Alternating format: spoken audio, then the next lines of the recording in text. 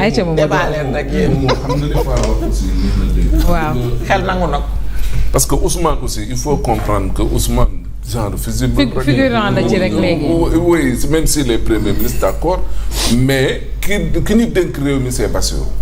très bien. qu'on le veuille ou pas. oui et man jàpp naa ne li FMI di gën a bàyyi xel mooy li Bassirou di wax en tant que président loolu moo engagé Sénégalais yi. effectivement très bien. loolu mooy li nga xamante ne nii lu ñu mën a jàpp la il a constaté que son premier ministre na mu jëlee affaire bi il a échoué dans cette histoire mais il est libre en tant que dépositaire ci li nga xamante ne nii moom mooy réew meeg leneen ak yi nga xam ne pouvoir yamu làmboog yëpp. te mais loolu moom Mamadou mu jël li koy dëggal sax mooy li Georgieva wax tey.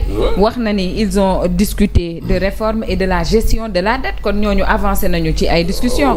par rapport ak seen ancienne. je crois sortie li gën a am solo li gën a am solo moo di ne le président est conscient léegi que ne il faudrait que moom mu entre en jeu par rapport ak beaucoup de problèmes. Ouais, sinon yi ça nga va pas xamante ne marcher. nii son premier ministre dugg na ci wax na ci jëf na ci jël na ay mesures yoo xamante ne nii à la limite c'est des mesures impopulaires yoo xamante ne nii après fa mu ñu dugal ci guute kese. Ouais. Maintenant il faut rectifier le tir avant qu'il ne soit trop tard et je crois que président ci sillage boobu noonu la nekk. en atteste d'ailleurs les rencontres yi nga xam ne am na ko fa. fële na la ca Nairobi rencontré na au-delà kii di directrice générale FMI rencontré na directrice générale Banque européenne pour la reconstruction et le développement rencontré également la Banque ouest-africaine de développement mais yooyu yëpp aussi xel mun na ci dal du moment où le président maintenant a décidé moom jël son destin à deux mains pour prendre ses responsabilités avec pour des xool films. maintenant comment régler le problème.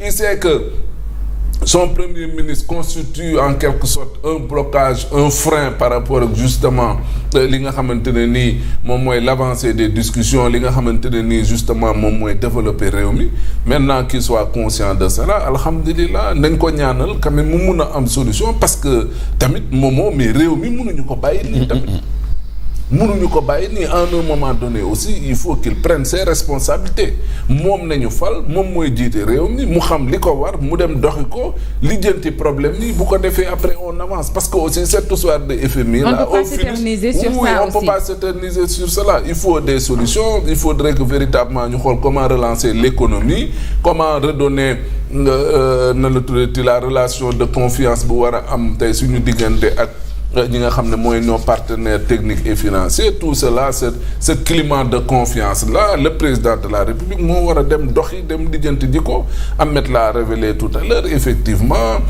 tey le président xam na ne il peut plus compter sur certains pour mun a lijjanti réew mi donc man jàpp naa ne le sommet de Nairobi quoi qu'on dise am na solo pour le Sénégal et le président est en train tant bien que mal quand même di wane ne mi ngi tey conscient ne il est le chef de l'État et que ce problème bi nga xam ne moo am au Sénégal notamment économique il faudrait véritablement trouver des solutions nu mu gën a gaawee pour ñu génn traverser passer à autre chose.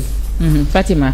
Bon moi je pense que moom li muy wax aussi. ça se comprend. ça peut se comprendre. parce que bu ñu nee nous sommes dans un pays boo xam ne gouvernement bi wala boog état bi mënuñu wax président de la République te duñu wax aussi premier ministre parce que ñoom ñaar ñoo seq. ils vont de mèche. donc tey le premier ministre comme ni ko moom moo waxee léegi moom mooy ki nga xamante ne moom mooy exécuter l'action gouvernementale et bu ñu fàtte ne pax mii ñu dugg bay tàndar suñu loxo FMI pour mu génnee ñu ci c'est le premier ministre moo ñu ci dugal. moo ci dugal réew mi donc pour tey Sénégal ak FMI trouver un accord faw premier ministre rectifier tir bi nga xamante ne moom la tiré woon ba tax ñu àgg. mais loolu est-ce que weesu su ma nee rectifier maanaam. fi nga xamante waxuma pour mu toogaat di waxaat ci affaire u dette ak yooyu non. loin de là mais au moins. mu reconnaître ni que moom moo def erreur am. au moins mu dem non mais mu dem vers FMI. mu dem vers FMI parce que FMI mun nañ jàpp ni que premier ministre ba léegi dafay xëccante ak ñoom.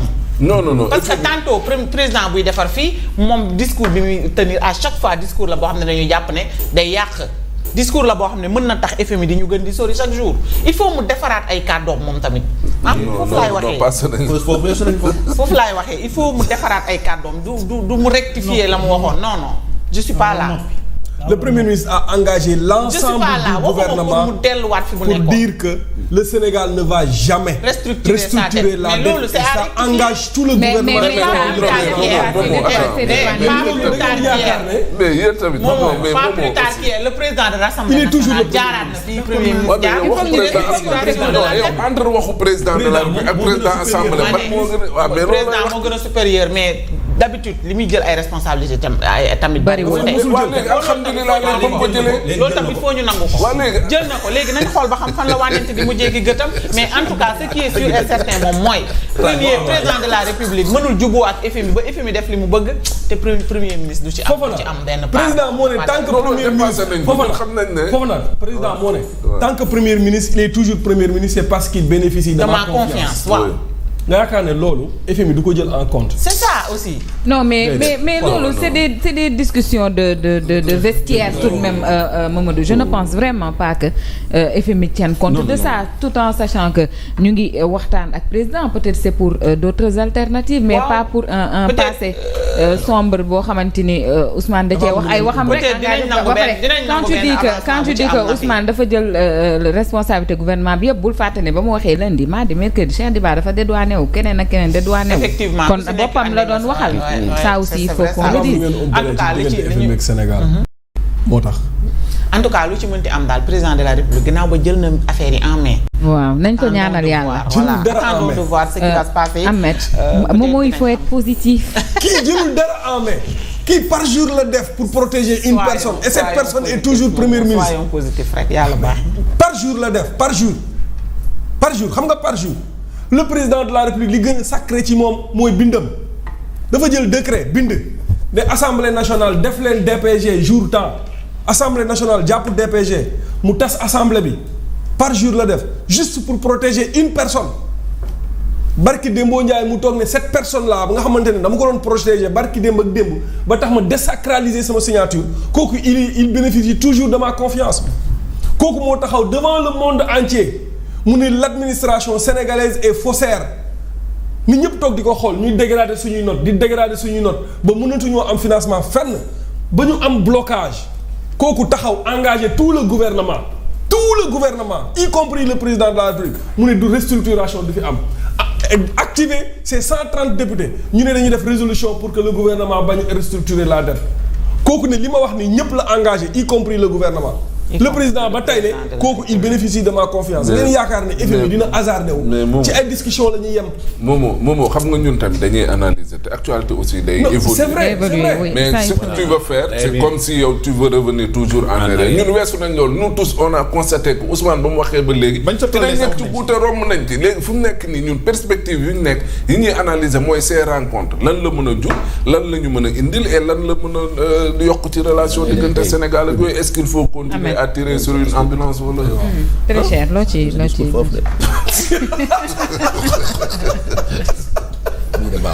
du baaxul.